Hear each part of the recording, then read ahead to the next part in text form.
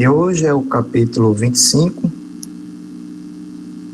Buscai e achareis, e nós vamos interpretar, diante do nosso entendimento, observai os pássaros do céu, itens 6, 7 e 8. Então vamos lá, Não junteis tesouro na terra, onde há ferrugem e os vermes corrói, onde os ladrões os desenterram e roubam, mas formai tesouros no céu, onde nem a ferrugem, nem os vermes os corroem, porque onde está o vosso tesouro, aí está o vosso coração. Então aqui ele já dá um alerta, Porque a gente, quando ele fala onde está o vosso tesouro, a gente materializado vai dizer, mas que tesouro? Que tesouro é esse? Eu vivo de um salário mínimo, então eu não tenho esse tesouro. E aí, continuamos, Por isso eu vos digo, não vos inquieteis por saber onde achareis do que comer para o sustento da vossa vida, nem de onde tirareis roupa para cobrir vosso corpo. A vida não é mais do que o alimento e o corpo mais do que a roupa? Então já mexe com raciocínio, Para quem acha que a vida não é nada. Observai os pássaros do céu. Eles não semeiam e não colhem, e não amontoam nada nos celeiros, mas vosso Pai Celestial os alimenta. Não sois muito mais do que eles? E quem é dentre vós aquele que pode, com todos os seus cuidados, aumentar a sua estatura à altura de um côvado? Por que também vos inquietais pela roupa? Observai como crescem os lírios dos campos. Eles não trabalham e não fiam. E, entretanto, eu vos declaro que Salomão, mesmo em toda a sua glória, jamais se vestiu como um deles. Olha só que ponto, Um lírio, Salomão com toda a sua riqueza, Vamos lá.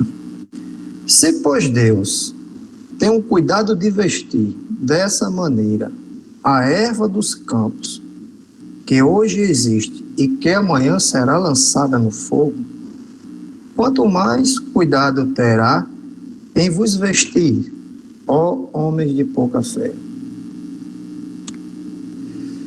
Não vos inquieteis, dizendo que comeremos, ou que beberemos, ou de que nos vestiremos, como fazem os pagãos, que procuram todas essas coisas, porque vosso Pai sabe que delas tendes necessidade.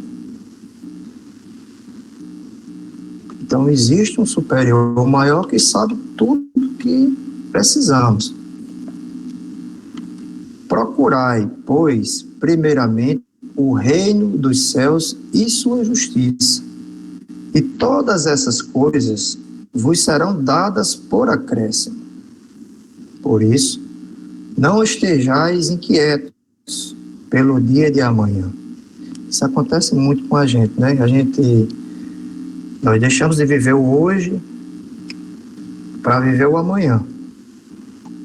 Então, estamos vivendo aqui agora eita, amanhã eu tenho isso, daqui a sábado que vem eu tenho um. Então, é um alerta, Vamos viver o hoje. Talvez essa pandemia seja uma oportunidade divina que Deus nos deu, porque nós estávamos de uma forma que Estávamos querendo viver o amanhã. Estávamos buscando o que ainda a gente nem sabia se ia acontecer. Então isso é uma reflexão que poucos tiveram, né? Então hoje será lançado, me perdi aqui, gente, me perdoe. Não vos inquieteis, pois, dizendo, que comeremos, ou que bebemos, ou de que nos vestiremos, como fazem os pagãos que procuram todas essas coisas, porque vosso Pai sabe que delas tendes necessidade. Procurai, pois, primeiramente o reino dos céus e sua justiça, e todas essas coisas vos serão dadas por acréscimo. Por isso, não estejais inquietos pelo dia de amanhã, porque o dia de amanhã cuidará de si mesmo. A cada dia basta o seu mal. Mateus, capítulo 6, versículo de 19 a 21 e 25 a 34. Então aqui a gente materializado, a gente já diz, rapaz, os pássaros não semeiam, mas não falta o alimento, então não vai faltar meu alimento também, não, né? Os lírios não falta vestimento. Então Deus vai me dar. Eu vou me sentar aqui e vou esperar. Aí no item 7, ele começa. Estas palavras, tomadas ao pé da letra, seriam a negação de toda previdência, de todo trabalho e, por conseguinte, de todo progresso. Com semelhante princípio, o homem se produziria a uma passividade expectante.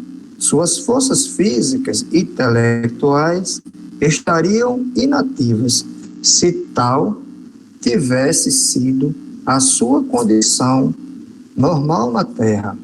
Não teria jamais saído do estado primitivo e, se dela fizesse a sua lei atual, não teria mais senão viver sem nada fazer. Então, como diz Inácio, opa, peraí, não é como eu estava pensando, né?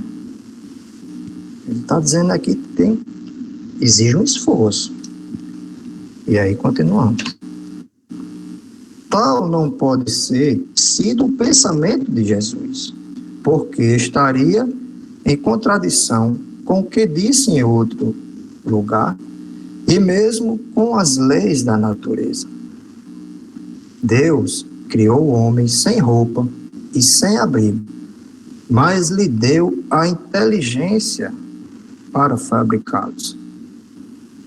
E aí, no capítulo 14, no item 6, e capítulo 25, no item 2, ele esmiuça um pouco essa frase aqui. Não se deve, pois, ver estas palavras senão uma poética alegoria da providência. Isso acontece muito, né? Nós não sabemos distinguir as palavras do mestre, né, que falava para o espírito, usando as alegorias, porque na época nós não tínhamos esse entendimento, e aí nos equivocamos no passar dos séculos com essas alegorias, adaptando ela ao que nos convém, digamos assim, né?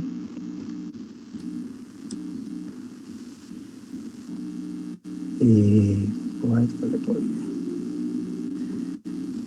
que não abandona jamais aqueles que colocam nela sua confiança, mas quer que trabalhe de seu lado. Se ela não vem sempre em sua ajuda por um socorro material, inspira as ideias com as quais se acham os meios de se livrar da dificuldade. E aí ele sugere no capítulo 27, no item 8, dar uma aprofundada. Deus conhece as nossas necessidades e as provê segundo o necessário. Mas o homem, insaciável em seus desejos, não sabe sempre se contentar com o que tem. O necessário não lhe basta. Ele é preciso o supérfluo. É então que a providência o deixa entregue a si mesmo. Frequentemente, é infeliz por sua culpa e por ter desconhecido a voz que o advertia na sua consciência. Essa voz a gente escuta muito, né? Aquela vozinha. Sempre tem uma vozinha e em seguida tem outro pensamento. Então, nós temos que aprender qual voz seguir. É daquele espírito que está ali para nos guiar, ou aquela outra que nos bota dúvida e sempre que nós vamos por ela, acontece um equívoco. Então, a gente tem que se aproximar dessa voz, abrir os ouvidos. Não é Deus que nos abandona, e sim nós que nos afastamos. E aí, vamos dar sequência. E Deus o deixa sofrer as consequências, a fim de que isso lhe sirva de lição para o futuro. Então, no capítulo 5, no item 4, ele dá um complemento. Item 8.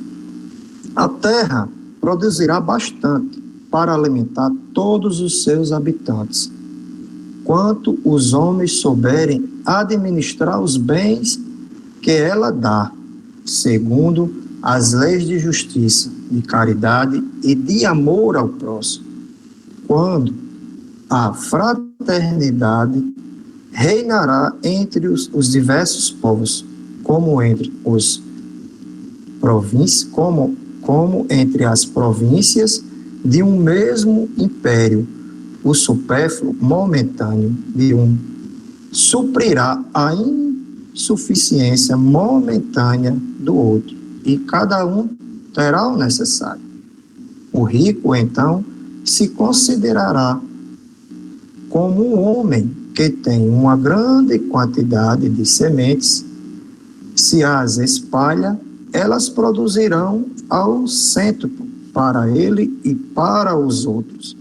Mas se come essas sementes sozinho e as esbanja, deixando perder-se o excesso daquilo que comer, não produzirão nada e não bastarão para todo o mundo.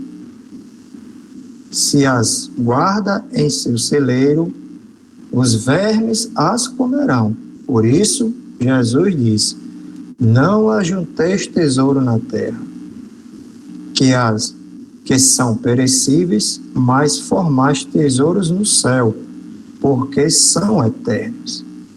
Em outros termos, não ligueis aos bens materiais mais importância do que aos bens espirituais, e sabeis sacrificar os primeiros em proveito dos segundos.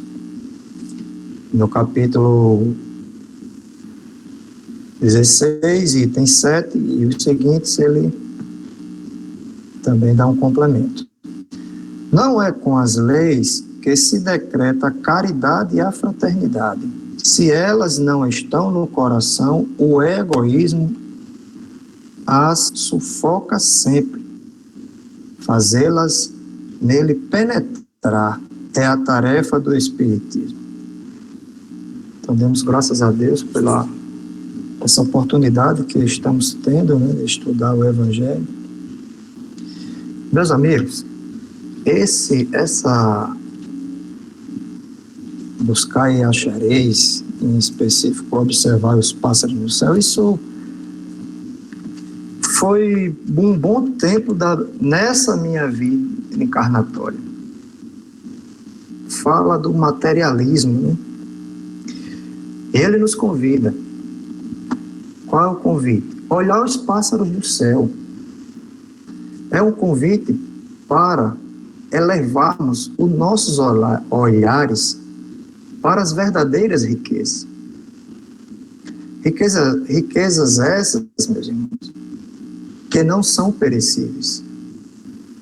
É um chamado que o nosso Mestre Jesus nos convida ao reino dos céus. Porque nós estamos tão ligados ao ter, né? A ter um carro do ano, a ter uma casa maior do que a que nós já temos, a ter mais dinheiro do que já é o nosso necessário, né? A ter o que o outro tem. Isso acontece muito com nós, que esquecemos o ser, que é o nosso dever. Ser mais humildes, ser mais humanos, ser mais amor, ser mais conscientes do que nós somos de verdade. Porque nós, às vezes, a gente nos materializamos de uma forma tal que nós perdemos a nossa consciência que somos espíritos. E assim nós, ligados no ter, nós deixamos de buscar o nosso lado espiritual. E aí Jesus nos convida a olhar os pássaros que não semeiam, que não colhem, não amontoam, mas mesmo assim Deus os alimenta. E nós confundimos que com ociosidade essa parábola. Mas se nós observarmos os pássaros, eles não ficam esperando o alimento cair do céu. Se olharmos o trabalho de um pássaro nascer, desde do ovo, crescer e viver, rapaz, é um trabalho incessante para garantir a sua própria sobrevivência na natureza, perante seus predadores e para construir seus ninhos. Alguém já observou? Eles passam horas, dias, meses para construir seus ninhos e garantir a reprodução da espécie. E, no entanto, quando esse ciclo se completa, ele não fica preso àquele ninho que ele passou meses para construir. Não. Ele não amontoa. Eles vivem um dia de cada vez. E aí, é cada um segundo as suas obras. Faça a tua parte e os céus te ajudará. Como diz Jesus, procurai primeiramente o reino dos céus e sua justiça. E o resto vem por acréscimo. E Jesus não está falando, também, que a gente tem que entender isso, que a gente fica aí agora, quer dizer que então eu não posso ter mais nada? Jesus não está falando isso, pessoal. Jesus nunca, em nenhum momento, se nós lemos o Evangelho proíbe nada. Pelo contrário, o Evangelho nos orienta a procurar o equilíbrio. Então, ele não proíbe a gente de ter bens materiais, ter dinheiro, uma vida confortável. Ele também não está falando que fique em casa e Deus te dará. Não é isso. Mas que venhamos ter o equilíbrio e não virarmos escravo da materialidade, do ter. Porque nós vivemos uma sociedade de consumo desacerbado e assim nós vamos esquecendo essa busca do que nós somos, né? E aí ele continua: olhai os lírios dos campos, que nem Salomão, olha que nem Salomão em toda a sua glória jamais se vestiu. Se Deus veste esses lírios com tamanha beleza para depois ser lançado ao fogo, Ele está nos mostrando que nada nós levamos de material desse mundo. Nada. E quando ele se refere a Salomão, que ele não, nem ele seria capaz dessa roupagem, é aquele convite da simplicidade. Entendeu? Aquela roupagem simples dos lírios é tão bela que nem ele, nem Salomão teve sua glória. Então, seja, venhamos refletir sobre esses nossos impulsos de compra, de querer acompanhar a moda,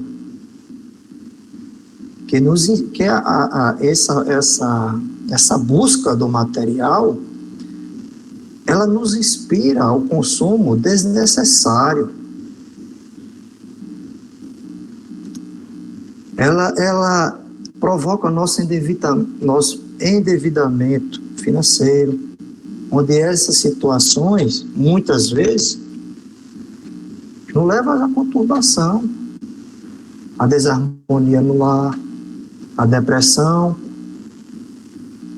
porque quer e não pode ter, porque fulano tem, eu quero, mas eu não tenho. Então, venhamos buscar o verdadeiro alimento de vida eterna, venhamos nos conectar com o outro, venhamos aceitar o convite da fraternidade que Jesus nos convida. E aí quando eu comentei que eu vi nessa passagem a minha encarnação atual, creio que a minha outra talvez tenha sido até pior ainda, né? Mas diante do meu estado de vigília, eu me vi nessa, né? Porque quando eu ainda não tinha esse despertar, né, sobre o que realmente eu era, eu me questionava muito. Então, eu me questionava, rapaz, por que eu nado e não saio do canto? Né? E isso, meus amigos, isso eu tinha um carro bom, eu tinha roupas de grife, eu comia a comida que eu desejava, e mesmo assim, achava que tudo estava ruim. Olha só, né? Quando a gente está materializado, como nós ficamos doentes, né? Então, será que eu estava ruim mesmo? Né? Não me faltava nada. Não me faltava nada, meus amigos.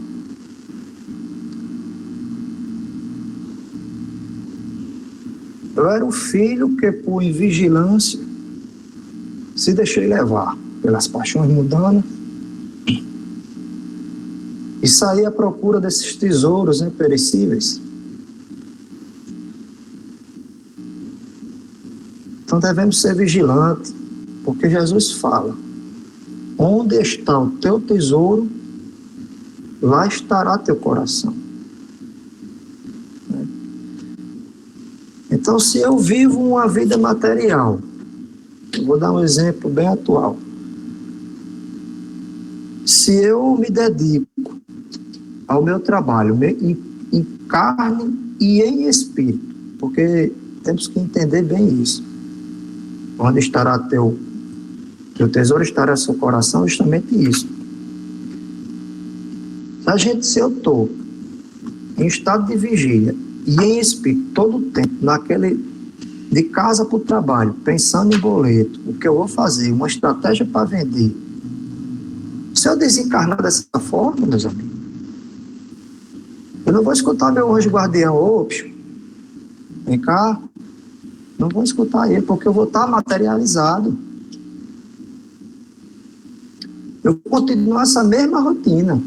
Onde é que eu vou estar? Eu vou estar dentro da loja, eu vou estar em casa, eu vou estar na fila do banco. Então, onde estará o teu tesouro, estará o teu coração. E aí eu fiz essa pergunta num estudo, justamente porque que mesmo nós em estado de vigília, sabendo que somos espíritos, estudando o Evangelho, por que quando nós desencarnamos, muitas vezes nós agimos como corpo? E aí ela me respondeu com a simples resposta. Quantas vezes no dia que você está em estado de vigília, você age como espírito?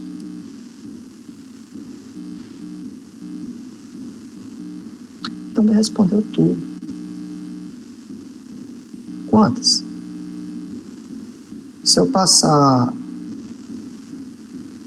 10 horas em estado de vigília, quanto tempo eu busquei o Evangelho? Quanto tempo eu procurei me conectar com a espiritualidade? Então não adianta eu estar estudando o Evangelho, compartilhando aqui com vocês, e não me conectar espiritualmente. Porque já me veio também essa vaidade, nós temos que estar vigilantes, porque muitas vezes nós achamos que o fato da gente já ter despertado para o Espiritismo, o fato de nós lermos um Evangelho, nos achamos melhor do que aquele que está vivendo ainda uma vida desregrada. Porque nós estamos olhando e agindo como corpo. E ainda mais estamos julgando, nos achando melhor. Então será que os fariseus também não já faziam isso? Então nós temos que entender verdadeiramente e agir como espíritos. Porque senão nós vamos desencarnar e vamos estar lá, em espírito, agindo com o corpo. Onde está teu tesouro, estará teu coração. Então, essa era a minha pequenina contribuição nessa noite de hoje. Agradeço os convites, porque quando há uma responsabilidade, quando é aceito um convite, e essa responsabilidade nos faz estudar mais, procurar. Então eu agradeço a oportunidade. Alguém quiser fazer alguma pergunta que eu possa e tenha conhecimento de responder, fique à vontade. Passa a palavra aí para Antônio e que venhamos dar sequência aos estudos nessa noite de hoje.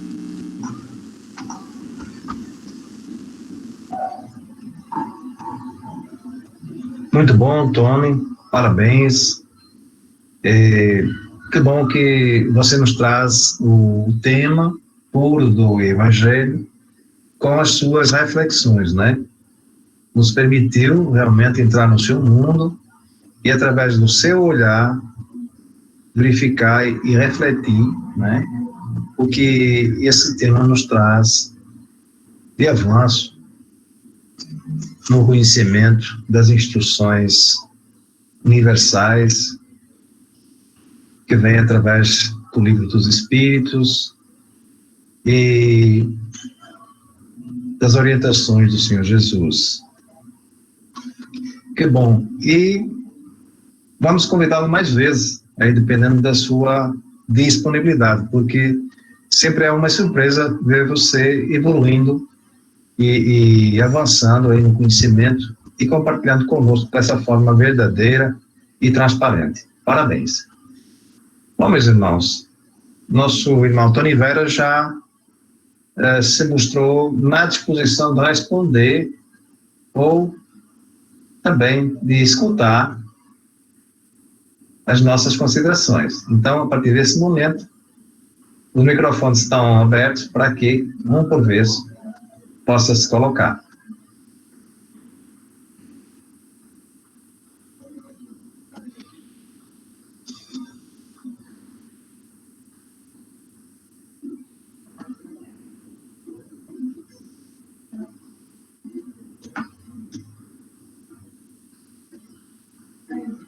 Bom, então, já que o pessoal está acanhado de colocar os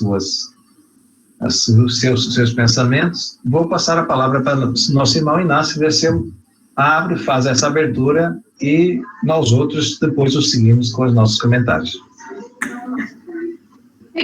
Boa noite novamente a todos. Parabéns, Tony. As suas colocações finais foram excelentes. Você resumiu onde está o nosso erro. Esse é o ponto. Nós pensamos, até bem pouco tempo, que a gente era só matéria. E, logicamente, fazendo uma conjugação com a sua pergunta, a gente realmente não valorizava em nada a vida espiritual. Nós vivíamos para o mundo físico. A gente não pensava na espiritualidade. A gente dizia que tinha uma religião por dizer, mas a gente não se aprofundava no estudo da religião, que é o que nós estamos fazendo. É o final da leitura. Não é por isso que se decreta caridade e fraternidade. Se elas não estiverem no coração, o egoísmo sempre se sufocará. Cabe ao Espiritismo fazê-las penetrar nele, no nosso coração. Justamente, porque é isso que nós estamos fazendo. Você depois para nós, que você, após o conhecimento da doutrina, você passou a entender que você não é a matéria. Porque realmente, quem é que viu o passarinho tirar férias? Eu vou passar o passarinho, um sabiá diz, esse mês eu vou para minha casa de praia passar um mês lá só tomando cachaça. Quem é que vê pássaro tirar férias? Ir para a beira da praia, ir para a festa? Não. Eles são trabalhadores constantes. Por enquanto, a vida deles é para o trabalho, para a sobrevivência. Nós temos um diferencial. Nós, como está colocado na leitura, Jesus diz, olhai o lírio do campo, nem Salomão se vestiu tão belo. E essa beleza vai ser jogada no fogo. Dizendo para nós que essa beleza física que todas as pessoas buscam não tem nenhum valor, porque ela vai ser decomposta. Que a beleza que a gente deve justamente cultivar é a beleza interior. E o nosso problema é um só. Falta-nos fé, mas fé de verdade nas lições do Mestre. A gente diz que acredita, mas a gente não acredita. Esse é o ponto. Aqui está dito. Deus conhece as nossas necessidades e a elas provê, como for necessário. O homem, porém, insaciável nos seus desejos, nem sempre se contenta com o que tem. O necessário não lhe basta, precisa do supérfluo. É exatamente a exposição do que é o ser humano encarnado. Nós somos isso. Nós somos pessoas que queremos e não sabemos nem por que queremos.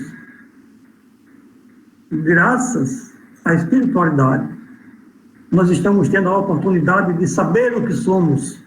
É aquele livro de Leon Denis, O Problema do Ser, do Destino e da Dor. Nós estamos tomando ciência do que estamos fazendo aqui. Então, a gente precisa ter fé de que nós somos imortais. Nós precisamos ter fé de que nós estamos aqui para nosso benefício e que o objetivo de estarmos aqui é nos conscientizarmos disto e buscarmos adquirir o verdadeiro tesouro, que é o tesouro da resignação na confiança de que Deus sabe do que a gente precisa antes que a gente peça. Aqui nós temos uma receita que resolveria o problema do mundo. Aquele que mais produz vai ceder para aquele que está passando fome. Isso acontece? Lamentavelmente não. É uma guerra de interesses, uns tirando proveito dos outros. Então, a humanidade do planeta ainda não se conscientizou do que está fazendo aqui. Meus irmãos, aqui no nosso sertão, existem quilômetros e quilômetros de terras abandonadas que poderiam produzir e tornar-se o celeiro do mundo, se realmente houvesse interesse. Mas é cada um cuidando de si e, lamentavelmente, cuidando do seu conforto. O egoísmo imperando. Não é com leis que se decreta a caridade e a fraternidade. Se elas, as leis, não estiverem no coração, o egoísmo as sufoca. É isso que sufoca o bem-estar da humanidade, o egoísmo. Porque não existe, de verdade, o império da solidariedade. A gente precisa colocar em nós, no nosso íntimo, a fé verdadeira. E nós estamos aqui para evoluirmos moral e espiritualmente. Estender a mão para o nosso semelhante dentro das nossas possibilidades. Esse é o ponto. E o ponto mais importante: faz a tua parte, que o céu te ajudará. Tony, e cada um de nós deve preocupar-se consigo primeiro. Então, eu preciso saber como eu estou na sociedade, para saber se eu estou de acordo com as lições do Mestre Jesus, com as lições divinas, que é a da fraternidade, uma mão ajudando a outra, para que eu possa ficar em paz. Se eu me vejo egoísta, eu sei que estou errando. E não é pedir muito. É a gente fazendo o que possa. Porque se a gente fizer a nossa parte, como foi dito, o céu nos ajuda. Então, eu fico feliz e para mim foi ótima as suas explanações no final. Se você não tivesse lido nada e tivesse feito as suas colocações finais, para mim já tinha valido a noite de hoje, com os seus ensinamentos. Os seus depoimentos, para mim, foram muito importantes na noite de hoje. Então, obrigado a você, Tony, e era meu comentário. Muito obrigado, senhor Inácio, pelas suas colocações. E vamos ver, então, agora se algum irmão aí se anima a fazer o seu próprio comentário ou o seu questionamento. Oi. Opa, Val. A palavra está com você. Eu queria só dar uma pequena palavra aí com o meu irmão Tony, né? Que a mudança, quando a gente se descobre, que a gente tem uma aprendizagem pouca, como a gente está aprendendo, mas quando a gente se descobre e começa a conhecer, a vida da gente muda muito, né, meu irmão? Muda demais, o sentimento muda, o amor muda, a confiança que a gente tem pelas outras pessoas muda também, porque mesmo que não tenha confiança, mas a gente pretende ter, que a gente tem que ter, é uma maravilha. Eu conheci Tony, e o Tony hoje que faz uma explanação dessa, é muito gratificante, é muito amor, viu, meu irmão? Era só essa pequena aí contribuição que eu tinha que dar para vocês. É uma maravilha, meu irmão, isso é uma riqueza. É Val sendo Val, né? É Val sendo simples e mostrando a sua felicidade, né? Coisa boa. Vamos então ver se outro irmão quer fazer alguma colocação.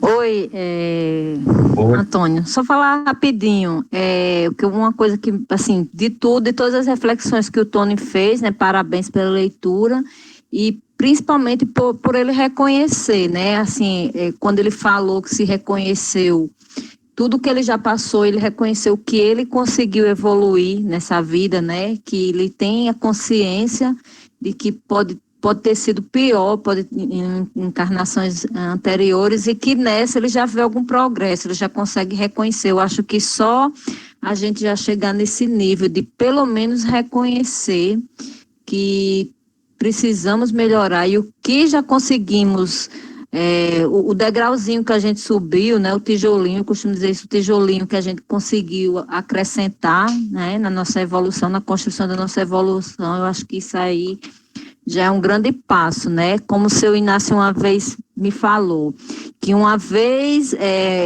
a gente aumenta um nívelzinho, evolui um pouquinho, não regride, né? Você não retorna a um estado inferior. E que assim seja, né? Que a gente possa de pouquinho em pouquinho ter essa consciência e buscar, né? Como o seu Inácio falou também ainda há pouco, que em sendo egoístas, que a gente sem olhar para nós, sem conseguir nos melhorarmos, a gente também não tem nem como ser exemplo, a gente não consegue nem ajudar outra pessoa, né? Nem que seja por um exemplo, pelo nosso exemplo, por uma palavra. Então, que a gente possa se melhorar para nos ajudarmos, primeiramente, e também ajudar o próximo, né? Seja lá de que maneira for. Era só isso, minha gente. Foi ótimas já as colocações aí do nosso mestre e do irmão Tony. Obrigada, Antônio. Boa noite. Boa noite, obrigado. Obrigado, muito bom. E esse reconhecimento, esse testemunho, né? E vamos ver se tem mais algum irmão que gostaria de se posicionar. Está vendo, Tony, você quer falar alguma coisa? Eu quero agradecer aí e que esses elogios não me tragam vaidade, mas o título do capítulo é Buscai e Achareis, né? Então, como o Val já teve a oportunidade de me conhecer anteriormente, né, há tempos atrás, há dias atrás, quando nós buscamos essas nossas dificuldades, né, esses perrengues que passamos no mundo material, a gente procurando, a gente vai achar. Todas as nossas respostas estão dentro de nós. Então, quando a gente começa a entender, opa, eu sou um espírito, né? Então, eu tenho várias encarnações. e começa a ver que o reino, que a ferrugem não come, é da pátria, como o nosso irmão aí, Marco Melo gosta de dizer, está na pátria espiritual. Então, a gente começa aquele desejo do ter. Eu preciso trocar meu carro. Nossa, meu Deus do céu, eu tenho que comprar essa roupa. Então, aquela vida agoniada, aquele vazio que está dentro da gente, quando a gente começa a entender que não precisamos disso, como o Inácio falou, às vezes a gente quer ter uma coisa que não sabe nem para quê, por quê. Então nós começamos a ficar mais leve. Nós começamos a ver com outros olhos. Né? É como se a gente tivesse uma preparação a mais para as provas, porque o Evangelho, da primeira página à última página, ele frisa: nosso planeta é um planeta de provas e expiações, não é um planeta feliz. Então, se eu moro num planeta de provas e expiações, que Deus, com sua bondade infinita, nos deu uma oportunidade de estar na carne aqui, para reparar aqueles equívocos meus do passado, então eu não posso me conturbar, porque eu não estou conseguindo trocar o carro, porque eu não estou podendo comprar aquele celular, porque é perecível. E se a gente observar, esse nosso desejo de ter, ele é tão vazio de uma forma que, um exemplo, você bota na cabeça que vai comprar um celular top de linha. Então você se materializa aqui, você abre o canal, você é um espírito. Você está atraindo quem para junto de você? Um espírito elevado ou um espírito que está ali, desencarnado, mas materializado? Ele vai se ligar a nós. E aí a gente começa naquela busca, a gente se divide, pega dinheiro emprestado no banco e compra. Muitas vezes, com poucos dias depois, aquele vazio volta. Aquilo que é tanto que a gente desejava e agora tem, já não serve mais. A gente já começa a projetar outro. Por quê? Porque nós além de estar materializados, nós nos rebaixamos no mundo espiritual. Então vamos lá, eu estou aqui materializado, só querendo comprar, preso ao sexo, aí aqueles presos ao dinheiro, né? Então a culpa é daquele irmão que está lá nos baixinhos? Não, ele está lá, agindo como matéria. Eu estou aqui, invigilando, abro o canal, ele faz, opa, me chamou, estou aqui. E aí começa. Aquelas ideias que nós temos na cabeça, aquilo não é visível quando nós temos a sabedoria que somos espíritos e que não somos corpo. E no livro dos Espíritos está lá. Muitos dos nossos pensamentos não são nossos. Porém, nós somos o capitão do barco. Quem está no leme é a gente.